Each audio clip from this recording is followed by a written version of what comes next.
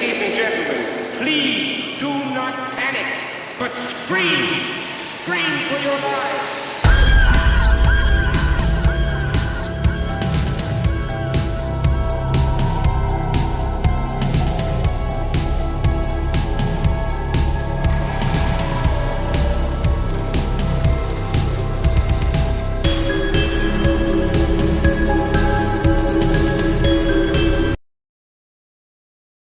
All right, ladies and gentlemen of the Horror Archives podcast, I'm very stoked to have our first guest on the podcast here. We have Jason Krawczyk, writer and director of the film He Never Died, also writer of She Never Died, and The Briefcase, and soon to be Sunset Superman. Jason, welcome to the podcast, man. Well, thank you so much for having me, Dustin. It's happy to be here. Thank you. Yeah. I was really stoked when you said yes. I never know if people are actually gonna do it, or especially taking a chance on a new podcast like this. I mean, I mentioned this before on our Instagram chats, but like, yeah, you guys like you and like are my lifeblood, and you know how I get to keep having a career. So like, yeah, anything I can do to help you guys, I'll be there. So the thing that I kind of like to start with here before we do talk about He Never Died, tell me a little bit about your personal film history, like those first films you remember sparking your interest in wanting to write and direct, and those directors or writers or whoever kind of started that for you. Well, like really young, like in the single digits still. It's hard to beat the Holy Quintet or quartet. Yeah, I guess it's a quartet of like Predator, RoboCop, Terminator, Alien, like those four will always be there. And like I used to watch those on a loop. Like I used to just like watch Predator and then just rewind it and watch it again. Same thing with RoboCop. And I do that, and I still do that to this day, where I'm just kind of like, these are actually great. Like these weren't just the flight of fancy. I'm a kid and there's violence, but these are actually like really well made, composed movies that have, like, especially RoboCop. There's like so many layers and thematic elements in that. It's like a wonderful Venn diagram of stuff going on in that movie. You're speaking my language. That is literally my favorite movie of all time. Oh, RoboCop, me too. But like, it's so good. But like, and the more you get to appreciate it, not just on a technical level, but like on a thematic level, the older you get, is just like, I kind of try to do stuff like that, where it's just like, yeah, it's about a simple X, but there's also a Y and Z involved. And then when I got into like, when I got a little bit older, like the Gen X group started to hit me pretty hard. Like anything with Liev Schreiber or Parker Posey in it, I'd be like, oh yeah, give me more of that. The Wim Wenders stuff really inspired me, with like Wings of Desire and Paris, Texas, and all that. And the drier, more macabre, like Tartakovsky stuff of just like sad men walking around, like can't get enough. Like I don't like, it's weird to have that spectrum of film fan, but like, yeah, I like the grizzled John McTiernan and Paul Verhoevens, but I also like the Wim Wenders, just sad people walking around kind of stuff. And never the twain so meet, but I'll give it a shot. Yeah, Tarkovsky's a director I haven't delved super deep into yet. I've always heard so much about his films and watched a couple like documentaries on him and stuff. Yeah. But I haven't like given that full on like deep dive just yet into it. It takes a minute. Like I remember when I was like early 20s, and I was just like, well, I should watch Stalker. People talk about it all the time. Like, what's going on with that? And then you watch it, and I'm just, when I was 20 or whatever, I was just like, I do not get it. Like, I do not know what you're trying to do. But when it came to like, I don't know what it was. Maybe it was just experiences I've had as an adult or something along those lines. But like eventually I'm like, oh, I get that. I understand what they're going through. Like I can register the internal struggle those characters are going through, and it's not just external for me anymore. Yeah. And not to say there's one's better than the other or one has more value than the other, but like at the same time, just like, oh, okay, I can enjoy this or appreciate this on a different level than I do. Like RoboCop's a bad example because I think you can appreciate that on a multiple level, but like Predator, and And yeah, that's kind of where, yeah, I would suggest start with Stalker or Solaris and then work your way back and Okay. like doing those like Nostalgia or Mirror, where it's just people staring off in the middle distance for 2.5 hours and like yeah, drip feed your way in. No, I kind of agree with that sentiment though. Is like sometimes art doesn't resonate with you until you're at a certain point or have gone through a certain thing in your life, and then you're like, oh, this clicks for me now. You know? Just what, yeah, I remember one of the first time I watched like any David Lynch stuff. I'm like, what the hell was that? Like, I didn't get it. And then like, I don't know, something like 31 hit me, and I was like, oh, okay, I get it now. This is like one of the best things ever made. Oh man. Well, speaking of another one of my top movies, I mean, I love Wild at Heart. That's my favorite film of his. Oh, it's so good. Yeah. But And like, if you showed me that at 15, I'd be like, what? I don't no, understand what this we is. got it.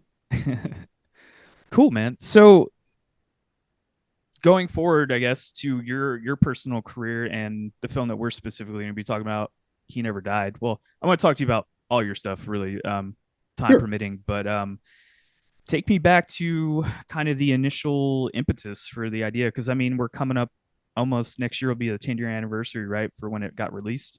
Yeah, yeah. Which is surreal for me because like there was a time in my film career where I was like, I, it was never not there. Like I always wanted to make He Never Died. I probably was in my teens when I started to think of the idea Mhm. and like putting, pen to paper, but that didn't happen. The text to the word processor, but like and like it started up very different than how it is now. But like I wanted to make a thing about the worst person that's ever been, but like somehow give him some kind of empathy and make him kind of charismatic. And I kind of worked backwards from there. And it's like and this is true. I know this is like a like an IMDb trivia fact, but like was it written with Henry Rollins involved? Like yeah, it was. Like I did, like he was a huge inspiration for me. Um because I didn't even know he was in Black Flag at the time. Like I was into like his spoken word stuff at like 2 a.m. on Comedy Central. Yeah. And I was like, who's this weird muscular comedian who seems to be intense but progressive and like angry but gentle at the same time? Like, how is he all these things at the same time? And I kind of wanted to like bring that ambiguity to a character, and I've seen him in movies. Like he shows up in like Bad Boys 2 and Lost Highway Right. and stuff. So I'm like, all right, well, like he's an actor to a degree, and like this guy doesn't have to be like the whole idea is like he has like a conditioned autism, so like he could probably pull that off if he's interested. Um, so after a bunch of time, when I started out career wise, it was mostly like PAing and smaller stuff and being a juicer, which is just kind of like a guy who plugs things in or does grip side. Like it's a like an ambiguous. Like I gripped a lot of reality shows. Oh wow. Yeah, a lot of like corporate videos. Like I wish I got into infomercials, but I didn't do any of those. Just for the like, I would love to do like the black and white miserable versions of that. Yeah.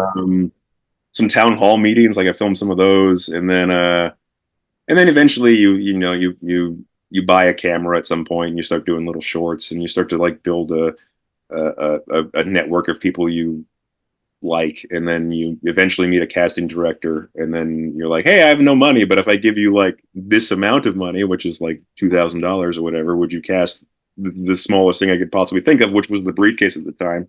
Mhm. And Adrian Stern, and she was like, yes, and she did an awesome job. They were all New York actors, and that's where all the money went. Everything else was just equipment that I've purchased Oh wow. previously. Yeah, and then and all the like most of the crew members there were people I've worked with in other stuff, in those like music videos and commercial here or there, PAs, stuff like that.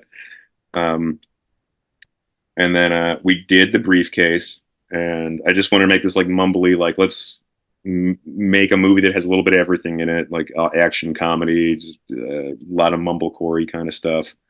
Um, and twists and turns, make it a little weird, like just like have it have its own thumbprint. Like no one Yeah. else can make this but us. And then we did, and people liked it. Like it didn't like blaze any trails or like hit a festival circuit. We didn't have the money. We didn't have the money to do that stuff. We just had a done movie and we didn't know what to do with it.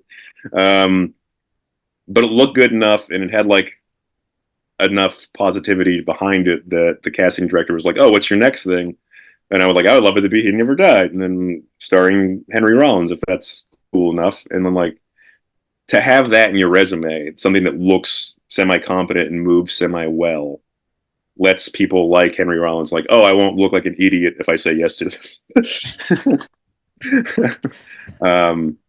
So that's real. That whenever advice is asked of me, like, where do you start from with like nothing? It's like just try to make something that is competent as possible. Like it sounds like a movie, it kind of looks like a movie, and it kind of moves with it moves deliberately. Like it doesn't have to move like a movie, but it has to move like it has to have a rhythm that matches what you're trying to do. Right. And if you do those three things, whether it's a short or a feature or just like even like a one shot cool cinematography thing, that allows people to understand that you're like, oh, they know what they're doing. Yeah. We'll you have to kind of like prove your like competency of everything. Yeah, and exactly, and that's all I really like. Just start as small as you possibly can. Like no matter how small it takes. Like if you just want to do like a reel of cinematography, start there. Like you and just show that around. And the cool thing about like the modern the having modern access to the internet and stuff, you don't have to live in New York to like find people who want to make stuff. Right, you could live anywhere and find like passionate folk that want to try stuff. Yeah, and that's the cool thing about it. I think that like no one ever does it on their own. Yeah. And that always kind of kills me when I go to like a film festival and some brave person during a Q&A is like, how do I make a thing? And then like no matter who it is either, like Quentin Tarantino would be like, you got cameras in your pockets, just go out there and make a thing. There's only one story that can be told and you're the person who has to make. Like that's so much pressure, man. Like that's not actually advice. Yeah, I mean, just even then I think personal passion goes a long way too. It's like, hey, I have this idea, I really, really want to get out, and like certain people will work harder than others. I know this sounds bad, but if you really want it, you're gonna work for it. And you meet those like-minded people along the way that are going to help you out. Yeah, and like it's kind of like it's kind of an illusion that anyone can do this on their own, right? Like it's just like it takes a lot of moving parts and a lot of like minds that are outside of yours to like make a movie. And I think that's something I think a lot of people who are just starting out or just any stage of your career, it's like, yeah, this isn't made in a vacuum. like it takes a lot of like trust in other people, and it takes a lot of like collaborative effort. Like it's not something that like, oh, he did it all on their own. Aren't they great? Yeah, I've been lucky enough to been on like a couple sets in my lifetime. One was for like a movie that was being shot around where I'm living, and the other was like a music video, and just seeing all those moving parts that people don't see when they're watching a movie. They don't think about all the stuff like that's going into like setting up a shot or making sure somebody's in frame, or just little stuff like that, or like you were saying, people plugging stuff in or making sure everything's wired up correctly. It is so much stuff going on.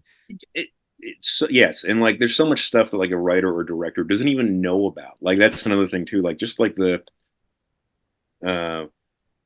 associate producer's job or the line producer's job, or like all the scheduling that gets involved in there and making sure people have cranes on the right day. Like that's something I don't even am privy to when I'm on the set. So like the fact that like a director gets a lot of clout, which they should in a lot of ways. Like it's their passion is driving the thing along with a lot of the keys, but like yeah, but even if you had a bad PA, that can ruin a movie. Yeah, it's always interesting to me seeing as well sometimes when like a movie is getting bad reviews or something, and like all the blame either gets put on the director or the writer if it's two separate entities. If it's a writer director, obviously they take the brunt of it, but it's like, well, it's more than just the director or the writer, conceivably. But a lot of people don't really understand that, and I think that's fine. I mean, not everybody has to know like all the shit that goes behind the scenes, and that's part of the job too, is like make the make the stuff seem invisible, right? Like some of the best Right. effects in the world are like invisible. You don't even know they're there, like the Yeah. David Finchers of the world and stuff.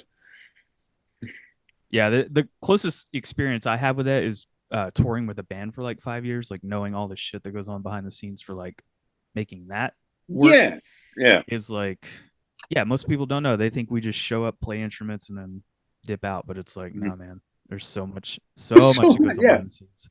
just Dude. scheduling alone is its own monster that has to be wrangled.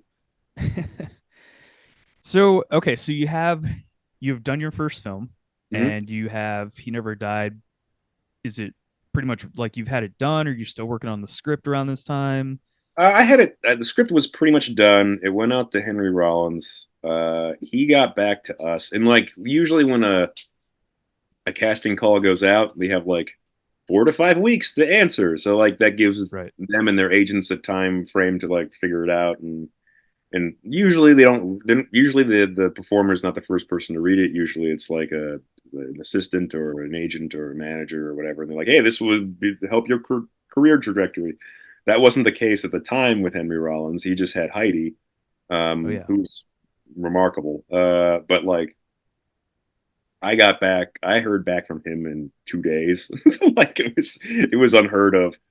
And we went and met, and we just hung out in a Starbucks in New York for a couple hours. And it was kind of like this, like we were just kind of chatting, and Yeah. half of it was about the movie, and the other half of it was just philosophies and thoughts and where we came from, and if I'm not going to be annoying, or if you could work with me, like it's kind of stuff like that.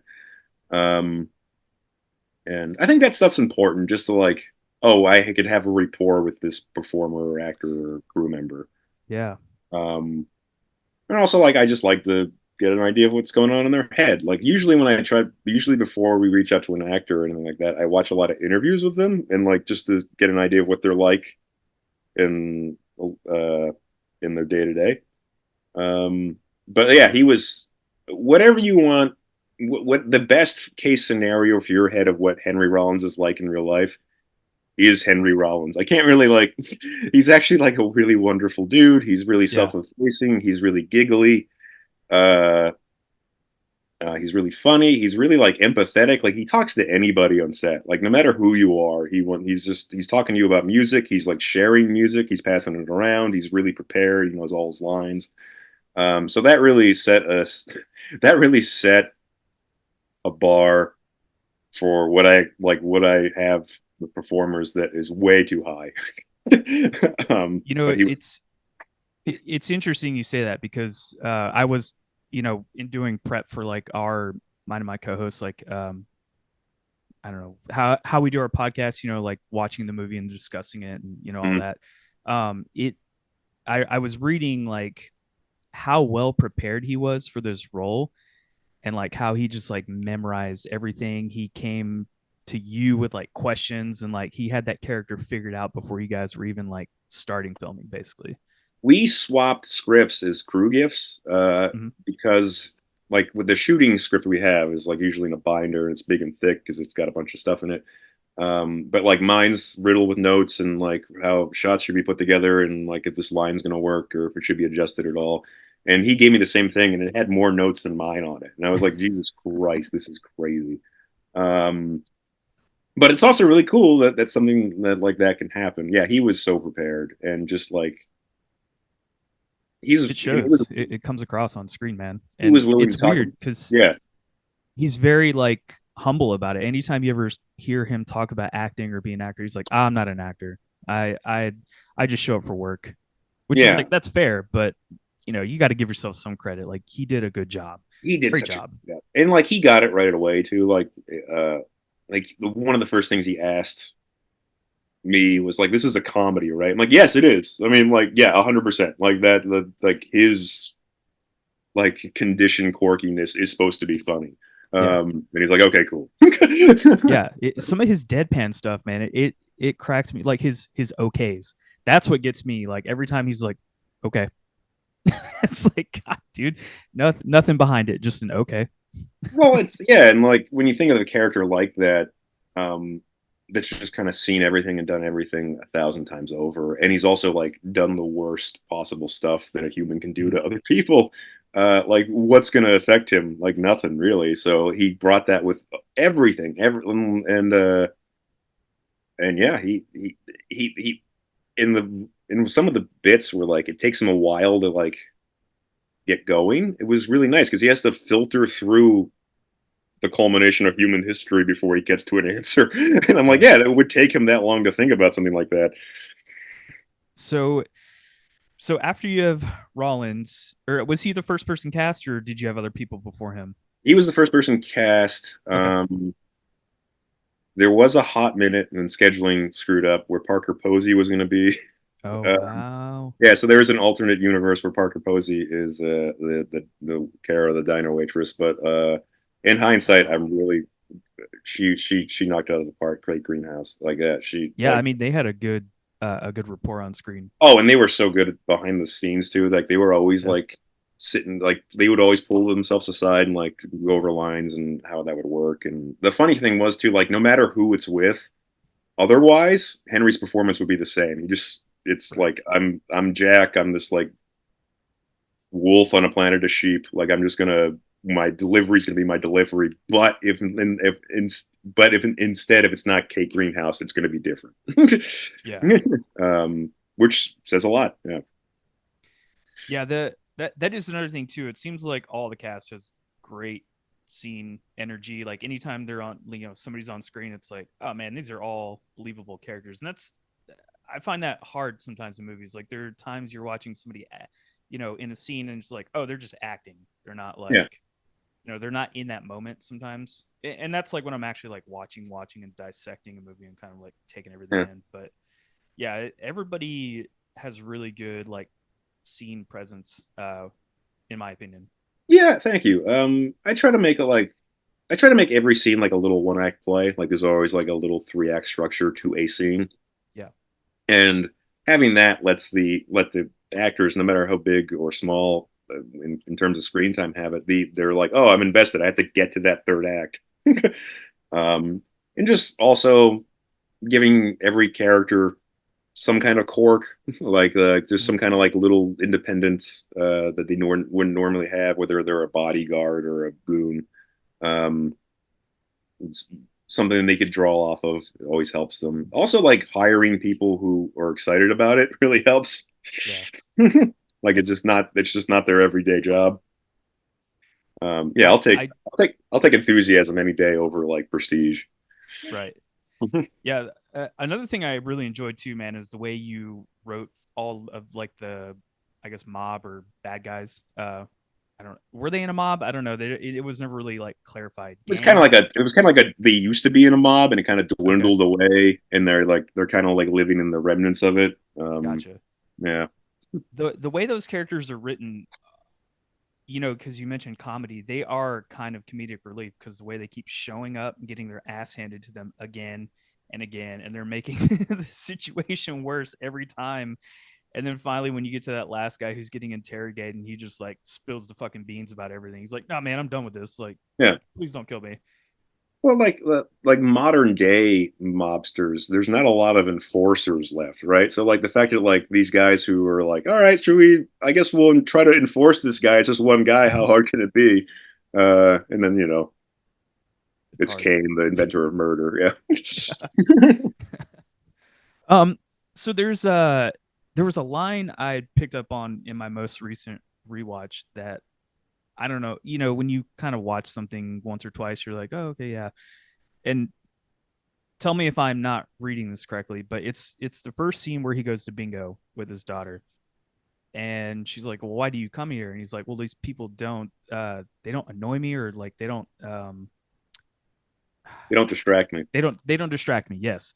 So at face value, it looks like he's saying that because she's being annoying, but it's really because they're old and they have nothing to offer him as far as like blood and eating them, right? Yeah, 100%. Okay. That's what I thought. And I was like, man, that's a really clever line. Because if you're not paying attention and listening to what he's saying, it just, taking at face value, it's just like, oh, my daughter's annoying. But like you were mentioning earlier, those little layers, underneath with the dialogue and how things are delivered is really apparent. I appreciate that. Oh, thanks, man. Yeah, I try to treat dialogue like code, no matter who's talking. Like even if you're just talking about like what kind of sandwich you like, that is a window into what you are like as a person. Right.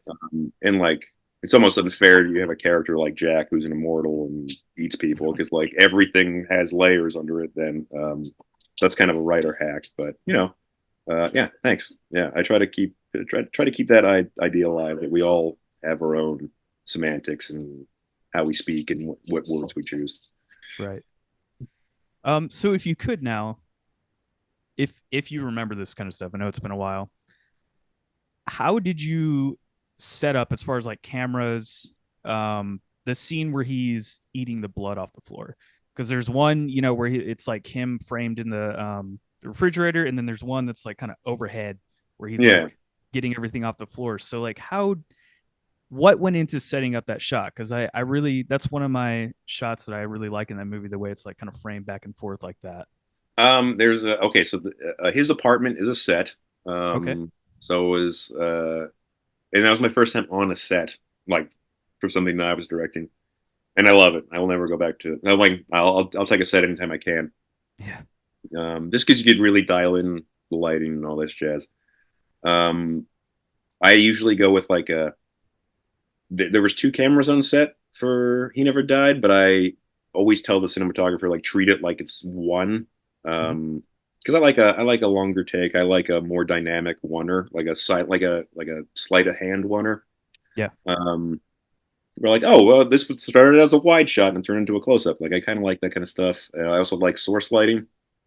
So that's how that really works. Because we only had 1 take for that. So I was like, all right, the shot is the one where he's sitting on the ground and it's a wide shot and he's facing camera. But we need something to cut away too because we only have 1 take for this because it takes so much time to clean up and all this jazz and yeah, we're gonna ruin this room. So we put the one overhead, and the one overhead's kind of nice. We did a lot of overhead stuff for He Never Died, just to like bring in like because we wanted to film him like he was Nosferatu. We wanted to like give him like really stark shadows, and we wanted to make sure that he like even though he's walking around just downtown Toronto, we want to make downtown Toronto look like it was shot like a castle. So we tried to keep that in mind, but use a refrigerator instead of a pillar. And then a lot of the source lighting came from the refrigerator, and usually a refrigerator is an incandescent bulb or whatever, but we put a tungsten bulb in there to give it like the extra red effect. And then he did it, and I was just like, all right, here we go. You're gonna do this. You're gonna peel it. You're gonna botch it, and then you're gonna slip it up on the floor. And he was like, you got it. And then and it's one of those things like, and this always happens, at least to me, when you have an idea and you're gonna execute it, you're not 100% sure what it's gonna look like. You're just like, all right, this works on paper, but we'll see what it looks like, and then it looks like that, and then you get to go, that's what that looks like. Was there anything that you had that I guess speaking of that you weren't sure was going to translate to film, or you were like a little iffy, but when it got to the final product, you're like, oh man, that worked out better than I expected? Yes, when it came to we framed Jack in the first half with a wider lens, like a 35 or an 18, and we put him purposely like way on the lead side, so he'd be like on the, if we were shooting Jack in one way, we would put him all the way to the right. When you would contemporarily like put him on the left, and then the idea there was like, this guy is hiding, he is off balance, he has no balance between life and his personal life. Like, he's just not, he does not want to participate in life. And then as the movie goes on, he starts to like build relationships. He slowly like moves to the contemporary side of the frame and how we frame him. And then we were doing it, and you don't shoot a movie in order. And so like I'm filming him in a weird way that no one really does. And people are like, what the hell are we doing? Why are we doing this? And then I'm like, I don't know, maybe it'll work out in the end. And then by the end of it, it like by the end of the movie, he's in a more conventional framing where he's on the left side, and the depth of field's a little shorter. No, the depth of field's a little wider. Sorry, we use longer lenses, so he's like more forefront in the camera and stuff like this. And like, oh, I mean, he's found a balance, right? That was the visual language we wanted to do. And like, I'm a big visual language fan, but that one was like, oh man, am I ready for this? Are we doing this right? I feel like we're screwing this up. And then like now I watch it, especially like the last shot we see of Henry Rollins is like he's center frame, in focus, found his balance, and was like, oh, all right, that's pretty all right. Yeah, it worked. We did it. Yeah, especially I can imagine shooting out of order, like having to keep track of every single like time he was like in what side of the frame and everything like that. Yeah, and like in it's so like off-putting at first because like when we were editing, I'm like, oh my god, why did we do this? like we don't have anything else to work with, and then to see the evolution actually happen was like, all right, that's kind of nice. I'm glad we went with that. Also like color spectrums too, like we made red, Yeah,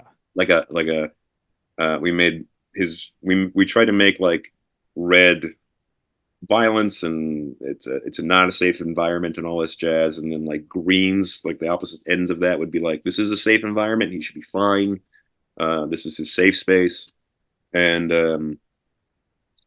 then like we made his apartment like a neutral color that didn't really fall under that. It was more like it was in the blues and yellows.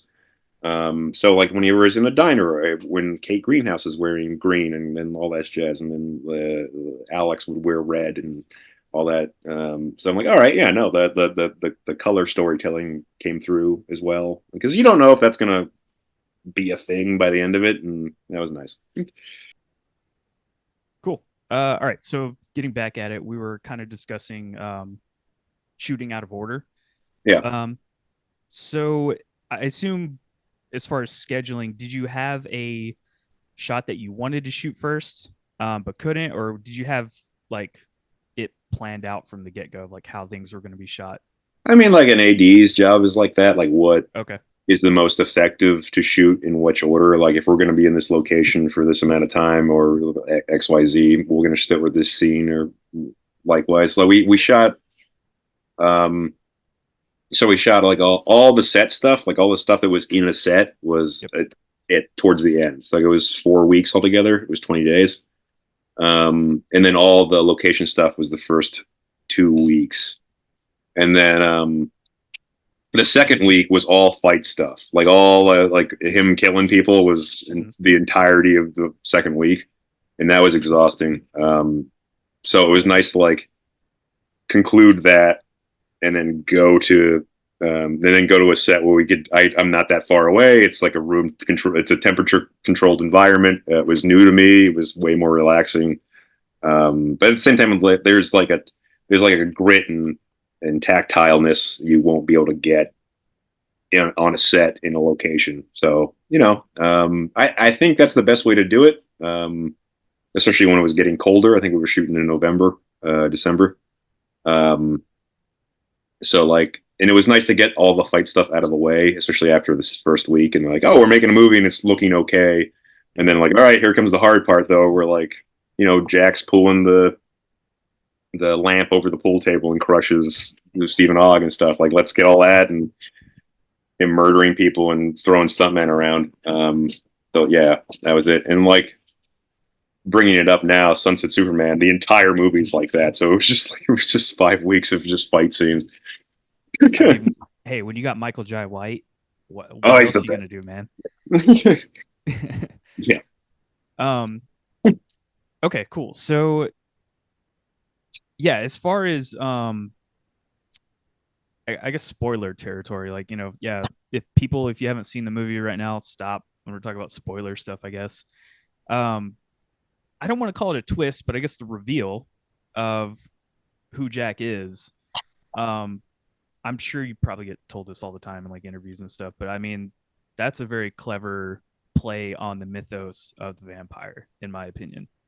Oh, thanks. Yeah, he definitely has like, the idea was like he was supposed to be where the myth of the vampire came from, and not necessarily a vampire. And that was kind of the idea, like, because like when we confront things that we find legendary in real life, it's a little bit more sobering, right? Like, oh, the Undertaker can only be around for so long. He's just a man. He's not an undead wizard who wants to wrestle. Um, but there's also like a beauty in that. Like he like, oh, okay, like he devoted this much time to this gimmick and did all that. And I kind of wanted to, give that kind of approach to Dracula. Where like if he was around, he'd probably be at this point checked out. and that's sorry. Oh, go ahead. No, I was just gonna say, I know we kind of touched on that earlier, but the way like Rollins carries that world weariness, man. I mean, he had it dialed in, and that's one thing I appreciate about the movie too, is like the effectiveness of his portrayal. So when that reveal is finally like told to you, it's like, oh shit, well that explains everything. Like that's why he's like given up on, he's tired of existing. Yeah, and it's exhausting. And there are days, I think everyone can empathize with just days where like I just don't want to do it. Like I just want to stay in bed. And then like I think that's why people kind of relate to him to a degree, where it's just like, yeah, no, I feel like this sometimes, and like I can't even imagine how he would feel. Despite him doing every atrocity that's ever happened, he's done it 10 times over. Yeah, he's done it 1,000 times over. So that's kind of fun that people like him. So there's a moment near the kind of ending sequence of the film, and I want to know if this was scripted or not, or if Rollins just kind of like did it. It's when he's talking to oh my god, why am I blanking on his name? The guy that he's beating up at the end. Oh, Stephen Alex. Yeah, Alex. Yes, Alex. Jeez. Yeah, it's when he's talking to Alex, and he's kind of far away from him, and then he just like leans in real quick and gets in his face. Was that like written in the script, or is that something Rollins just kind of like played into? There was stuff. A lot of the script is where it's at. I know it sounds like ad-libbed, but a lot of it was on the page. It was on the page, and if I was, and usually I'm like, okay, if take 3, we nailed it twice, or we nailed it once. If you have any kind of instinct that you want to play upon, go on that. And then Henry really wouldn't. He was just like, I'm just doing what I would do anyway. And then I was like, okay. He did ad-lib Kane, because not that the Kane, like he pronounced it Cayenne, and that was it. And then I was like, I'm okay with giving the audience homework. They'll figure it out. And then he was like, you probably should say Kane. And I'm like, all right, fine. And then, and he was right. That was a little too highfalutin for me. But like when it comes to like that final monologue where he's torturing Alex and all that jazz, like all that's pretty much on the script. He made some adjustments. Like, I don't want to repeat this word as much as I can. Can I use this word instead? They did some of that. But he was like, hey, can I get really weird with it? Can I get like really like close to him and like lean my head on the thing? Like, yeah, totally. Yes, please. It actually makes it easier to shoot. And then,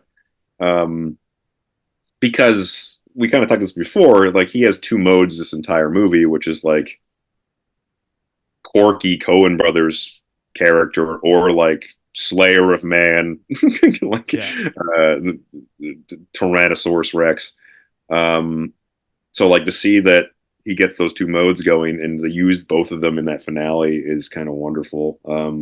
Not that he only has those 2 modes. He does have like these little glimmers like of just like humanity to come in when he's starting to like build a surrogate family. Yeah. And that's like the fact that he was able to do that. I thought was really endearing and impressive, and shows you how much he actually cares.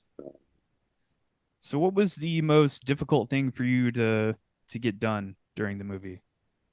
The fight stuff was really hard because we only had one lamp we can get down. We only had so much time. We only had so many prosthetics. Like he breaks a guy's arm, all that stuff. Like getting all that done. The door stuff is the worst. I don't not know why, but like filming a door and people going through doors and then closing doors, like you have to film it a bunch just to make sure the continuity is there. Right. But like him snapping a guy's neck with his tie through a door, like that took like half a day. Like, Wow. just to make sure we have all the right coverage and then they can cut together. That was really tough. When it got to like the stuff I love in the film that wasn't like that had me the most like dialed in is like the emotional stuff, like him sitting at the diner with Andrea or Kara or something like along those lines, and like hearing him kind of like banter back and forth. Like that was the stuff I was just like, God, like this is why we're making this movie, because they're like, there's going to be no other scenes like these in other movies. Yeah. And that's kind of cool. Like that he kind of like built this, he's like the worst thing that's ever been, and he's kind of built this like cute little surrogate family that don't know, they have no idea, like you could shoot him in the head and he'll be fine. That and the all the parking lot stuff where he's like prying a bullet out of his head, like I could have I could film that for a week. I loved every second of that. Yeah, that little insert shot when you get in the close up of him like pulling it out, man. Yeah. That was a good effect. Yeah. I mean, my favorite though is the throat rip. Oh yeah, that's gnarly. We only had one of those too, and like here we go. Like let's see how this works. And you go over it and you practice it a bunch, but you don't actually know what it's going to look like or feel like for the actors. Yeah. But they all nailed it, and yeah, and that was another thing too. Like his fighting style was so fun to like break down and talk to with a different with like a stunt coordinator. Bill was his name. I'm escaping his last name, but like the thing is, like the guy doesn't block, and also like every punch he throws is a haymaker. So like every punch and he doesn't necessarily just punch. He also like grabs and twists and stuff, right? Like that. Like every fight's almost immediately done when he gets in a brawl.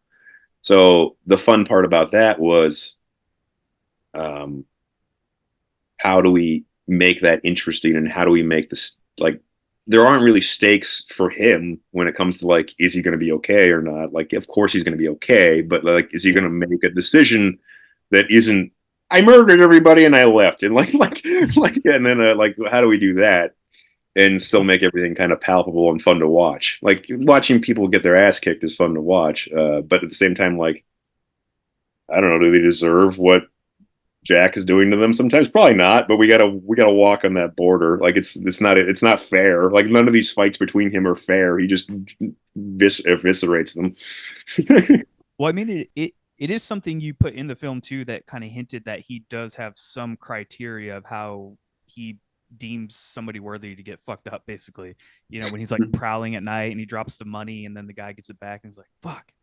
Or like, you know, the guy bumps him and he's like, sorry, man. Like, you know, it's like, these people are not worthy of me losing my shit on them right now. So he has some kind of moral compass, I guess. And that was kind of it. Like we were talking about like the 10% of him that's like human, right? Like that remains. Like that's the at the end of the day, the movie, like he's confronting Alex, who made it personal, and he's confronting the death with, and he's like that's been following him his entire life. Like he's torn between these two things, and at the end of the day, he still picks Kara and Andrea. Like the humanity wins out, and I think that's the ultimate message of the movie. It's kind of like, yeah, there's always room for you if you want to participate. Like no matter how awful you think you are or have been, you like, as long as you try a little bit. Yeah, you'd be all right. Because I remember when we edited that movie to the ending together, I'm like, oh man, is that it? People are gonna be fucking pissed. like I hope this comes across. No, it does. I think it's a good way to kind of leave it off, because even the way he kind of delivers that line, he's like, well, I guess nothing. It's like, yeah, let's go. Yeah, like when it boils down to it, like what is, what's important in life? It's not any of this bullshit. It's like, it's actually human connection. So you said you shot for 4 weeks on sets, and then how much longer for like all the everything's in person. Oh, post was pretty long, because we got into South by Southwest, but like it was way down the line. so like we edited the movie, we submitted to South by Southwest, and then like it was like the earliest you can submit to it. and we were practically done. And they're like, "Oh, we have like it's not going to premiere for like 7 more months. What do we do?"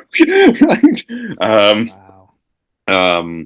But that was also important because like we were working with Jonathan Feingold, who was the music supervisor. So a lot of the music that came in for him was that. It really let Mark Stewart, who did who composed the movie, like really dial in what he wanted to do. There's so many like every composition he did like 3 times over.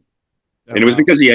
because he had all that room and he just wanted to do it. And he wanted to play with like timing and stuff like that whole like jazz beat at the like that whole like Dave Brubeck thing like he's murdering people to at the end is like that's in 5/4 time. Like he never tried anything like that. He just thought it would work. And so like it really like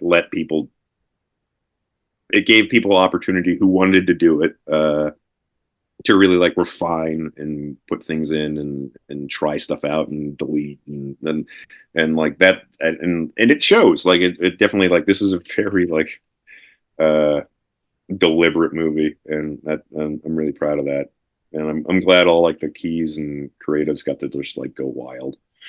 Yeah, because I feel like that's probably not normal. Everybody having time to like get all the stuff that they want done. No, and like yeah, I think that's like there wasn't a distributor or anything at the time. There's no like delivery date. Right. It was just, and then when we found a delivery date with South by Southwest, it was like down the line. So we're like, all right, well, I guess we're gonna take our time.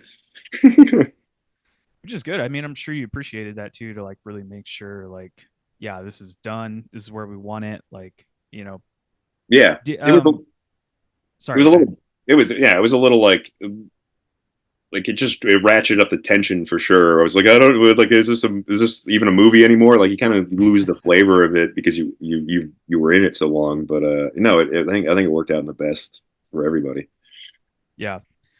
So once the movie's finished and it's kind of out there in the world, um, and this is just speaking from my own perspective because I do remember when it came out, it seemed to get a pretty good amount of attention and buzz around it, man. Like I remember it being on like a lot of end of year lists and stuff like that. But as far as your end and your perspective of it, like how was the reception? Well, I was like, we did like me and some of the crew members were like, all right, Rotten Tomatoes, what do you think we got? And we were doing like the like I don't know, it's a horror movie. It's a little like weirder. It's a little bit more downbeat. It has more like a jazz rhythm than it does like a Yeah. scream rhythm. Um, so we were like, oh, maybe I think a fresh tomato, like a 62, maybe a 54, like somewhere around there. And then like it got really good reviews from critics and audiences. And that meant a lot to me because it's very idiosyncratic and it's very personal. Like, Right. Yeah, you're um, putting a lot of yourself into making these movies, it's yeah, and also like I think we all have like compulsions that we don't like about ourselves and some self-loathing, and Jack's clearly going through that, and like people resonated with that. And like and it's the thing that I to this day that I always appreciate the most of it. Like it didn't come out in 2015, 2016, and people just forgot about it. Like it came right. out and people like we're talking about it now. Yeah. Like, Yeah, man. it's it's a minority, but like it's some people's favorite movie, and that means the world to me. I would rather be like a handful of people's favorite movie than like 100 people's like passive entertainment they could do laundry to. Like and that means a lot. That means everything. Like and like that pendulum swings the other way. Some people fucking hate it, but Sure. it Yeah. comes with the territory. I mean, like if you expect John Wick with a vampire, that's not it. No. That's another little funny conceit with the podcast that I do. Like my co-host, she hasn't really seen a lot of movies like horror. Oh, right on. Yeah, so it's been like, but she loves it and she's been getting into it, and she's like, okay, I want you to tell me like what movies to watch, and like I get her genuine opinions on them, and so far it's just been like, yeah, I'm into this, and then like I told you when we were talking about doing Blair Witch 2, I pivoted. I was like, no, fuck that. Let's do He Never Died. Like I think you're Cool. gonna really like this movie, and me and her haven't discussed it yet because she's been sick, but I'm really curious to get her opinion What was on it. what'd you start with? Hills Have Eyes? We started with the House of Wax, actually. Oh, right on. The new one, Vincent right? Price. No, Yeah. Vincent Oh no, Price. right on. Yeah, yeah. I love that one because it has all those 3D gimmicks in it still. Yeah. There's people with paddle balls and strings and stuff. Like, this is adorable. Yeah, yeah, man. I love Vincent Price, and I was like, well, we got to start with a Vincent Price movie, and then kind of go from there. And then we got stuck in this weird rut talking about remakes for a couple episodes, and I was like, nah, I don't. Let's try to get away from that and go into some more like underground movies, and so that's kind of where we're at now. But Nice. No, yeah, man. there's an entire spectrum of horror movies. Like, Oh. it's like saying like, oh, do you like music? I'm like, yeah, well, yeah. Like Right. horror itself isn't just a single genre anymore. Like, No. there's a big No, difference between there's a big difference between like House of Wax and Saint Maud, or like I mean, hey, in my opinion, to some degree, RoboCop is a body horror film. oh, for sure. And I mean, like, Yeah. I keep trying to talk her into it. I was like, we're going to talk about RoboCop. I know it's not horror, but to some degree, it is. Well, if you need someone to talk about RoboCop with, I'm always an Instagram message away. Oh, dude, I will bring you back on for RoboCop, and we will go through it. Okay, so I know this is probably something you get asked a million times. After the film came out, there was some interest in doing a TV show, and it seems like the pandemic kind of messed that up, or like what. And then I'm kind of skipping ahead. This is like a twofold question. And then She Never Died came out. So what happened in that whole timeline of events there? Okay, so what ultimately happened was it did well enough that it like warranted a sequel or at least a spin-off show. So I wrote He Never Died 2, which is kind of She Never Died now. But what happened was we Henry and I and like a couple other producers and stuff, we went and pitched He Never Died the show to a bunch of folks, and we're like, we had all these numbers and tracking and scripts and materials, and we got a lot of good traction. But then, I think the pandemic hit. That didn't really help. And then we were like, well, if we're going to do a He Never Died show, would it make sense to do a He Never Died 2? And then the budget kept shrinking for He Never Died 2, and then so Henry dropped out. Like, not because we were mad at each other or anything. It wasn't anything like that. It was just like his schedule is ridiculous, and if you keep trying to like prolong it, it's not going to happen. So the producers of He Never Died 2 were like wanted to go in a different direction and make She Never Died, and I was like, I don't really want to direct that. If that's like I support it, but like I don't feel like I'm just gonna make He Never Died 2 with a lady in it. I don't think that's gonna make any fucking sense. You probably should hire a lady, and then they did, and that was. And that was pretty proud of that. I was like, because it was chaos. I didn't know what was happening. I was really like down on myself because we didn't hear back from we pitched to like HBO and Stars and stuff. Like, it was like I never thought I would ever be able to have a pitch, let alone to them. And then I kind of like it got really like arduous and convoluted, and then the producer of She Never died. Oh wow. And then I was kind of like, I guess we're done. I guess He Never Died the show is kind of over it. Rest in peace, David Miller. That really sucked. But anyway, that's got to throw. I mean, you're at that point, your hands are kind of tied. It's like, let's just maybe let this go by the wayside now. Yeah, and that's kind of where it ended up. And like, as disappointed as it was at the time, in hindsight, I'm like, oh fuck, there's a really weird movie that has a sequel that's actually really good, with a very similar crew and vibe and theme, and it has its own audience as well. Like, I think that's really cool, and it also inspired me to meet. I met all these crew members from them, and a lot of them I still work with now. So that was nice.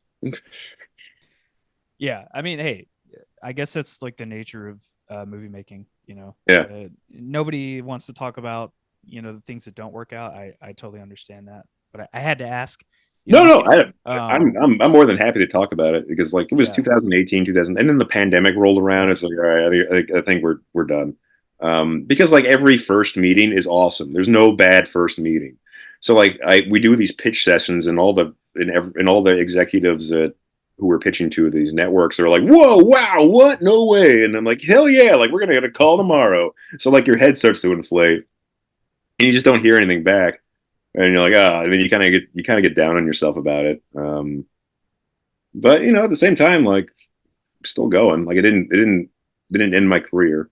Yeah, I was gonna say. I mean, you have a movie that's pretty much done. Sunset Yeah, it's Superman? premiering in February, March. I forgot which one. Okay. It's going to be on Tubi, one of those, and then it's going to be rest of the world somewhere else, and Crave and all that, and Prime. Damn. Okay. Yeah. Yeah. Funny enough, man. It was like a weird storm of like coincidences. The only reason I found out about that movie is Evan Stern from Letterkenny kind of did like an impromptu AMA. Yeah. And I just happened to look at his IMDb because I want to like kind of ask him about some weird movie he's been in or whatever. And I saw that he was in Sunset Superman. I was like, oh, who did this? And your name popped up. And this was right after we pivoted to do He Never Died. And I was like, what the fuck? That is so weird. Evan Stern was the first, because now it's weird. Now you don't really physically meet actors when they audition. Like they send you a reel and you watch the reel, and then you see another reel maybe. Evan Stern was the first audition I saw that he recorded, that I went and without hyperbole, like I was just like, if we don't hire Evan, we're terrible at our jobs. Like he is so fucking good. He's so funny. He's so funny, but he's so like, you will see a physical performance from him with Michael Jai White that you'll be like, oh my god, like he's also like athletic and crazy, and like he's sincere at the same time. Like he was so impressive. I was so happy to get him. I'm stoked, man. Yeah, like I said, when I saw that, I was like, oh my god, this is so weird. Like, how did I not know that you worked on it, and this movie's coming out soon, and it has Michael Jai White? Like, it was like a little weird storm of events, but I was like, oh, this is cool. Now I have something else to kind of talk about. And then it was like weird because then you followed me on the podcast Instagram, and I was like, what? Well, I clicked on your thing with Hills Have Eyes, and I was like, oh, this is good. I could listen to this, and then I just followed you. Damn, dude, I appreciate that. Yeah, of course. No, you're doing a good job. So, I guess that's kind of your next project. Almost 10 years, like we were saying, for He Never Died. I mean, I know you're also a writer too.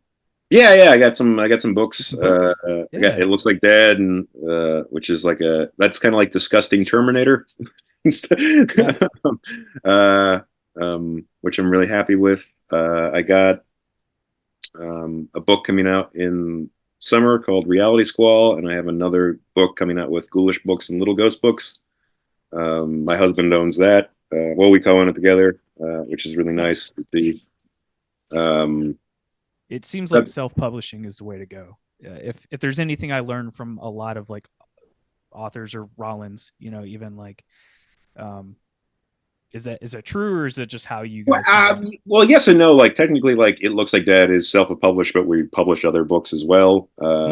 Then like Reality Squall is not self-published. That's coming out from Nose Touch Press, and Ghoulish Books is co-publishing with us for the next thing in March. I guess that's called Roots Run Deep. Pretty excited for that. We just got a grant for my next movie called, I'll send you the poster for that if you want to be the guy who wants to premiere that. Dude, I would love it. I'm working on a website right now, so I'm I got our YouTube. It's a teaser poster. Sure. Yeah, it's a teaser poster, so it's not anything like crazy. It doesn't have like names attached to it, but we got it. Like I'm excited for that. I'm really, really excited for that. That's been on my blog for a while. So yeah, I'm like things are. It's January still, so I'm kind of like, but like things are starting to congeal. Yeah, I cannot believe it's January already, man. It's crazy. 2024. I guess one last thing I would like to kind of close out with. I guess, is there anything you're kind of looking forward to this year as far as film or music or anything like that? Oh man, film or music? Yeah. What was I forgot the title, but that hold on. the lady who did Saint Maud is coming out with a movie with. Oh, Hold on 1 second. It looks really good. I think I just saw I was looking up movies with my girlfriend earlier, and because Love Lies Bleeding with Kristen Yes. Stewart. Yeah, like that looks really cool. I don't know what that's gonna be like, but I kind of miss like that mid tier like violent grime noir, and that looks like one of those. I'm like, oh, all right, are we gonna have a resurgence of that? Because that's my wheelhouse. That sounds great. No, I'm and excited it's for through that. A24, right? Yeah, I think so, or Neon, one of those two. Whatever, Yeah. whenever. Yeah. Yeah. No, I'm really looking forward to that. I still don't. I didn't see The Boy and the Heron yet. That Miyazaki movie. I'm looking forward to that. I haven't seen it either, but I heard it's really good. Yeah, yeah. No, that's like it's hard to keep up now. Like I don't see movies like immediately anymore. Like I Right. like it, which is a shame. But we had a good year. Like I know people complain about overuse of CG and Marvel and DC and all that, but like at the same time, like I don't like. I'm also getting to see movies like Godzilla -1 and Oh, so Boy, good. yeah, right. Like it's so good. Like the stuff's still coming out. Like it's great. Like or Dream Scenario, the Nicolas Cage renaissance is wonderful. Yeah.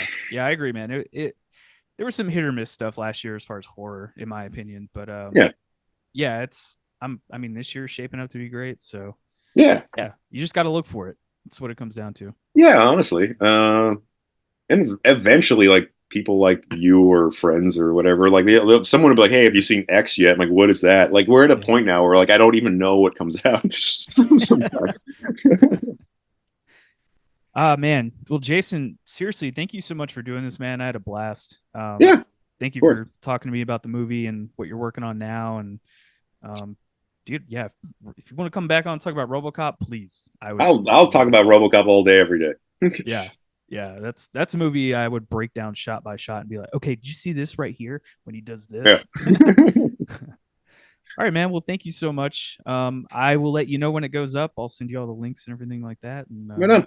I'll I spread the appreciate your word. time, man. Yep. Likewise. All right. Have a good Have a rest good of your rest of day. the day. Yep. Good Dragon Ball Z stuff in the background. Broly looks good. Hey, thank you.